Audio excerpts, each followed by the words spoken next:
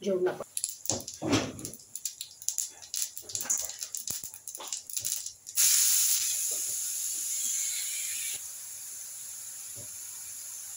देगी मिर्च, थोड़ा सा नमक, छाछ लीजिए या मट्ठा, इसमें काला नमक, सफ़ेद नमक, पुदीना,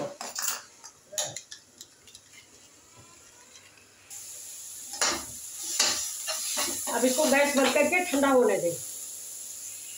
ठंडा होने के बाद ये तड़का पैन चढ़ा दिया है, इसमें घी डाल दिया है, ये देखिए घी है, और इसमें डाल देते हैं जीरा, मिर्चा, राई और हींग।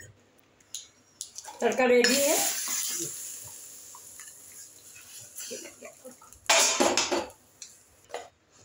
ये ठंडा हो गया है, इसको इसमें मिक्स कर देते हैं। ये देखिए, ये डालने के बाद इसमें हम डाल देते हैं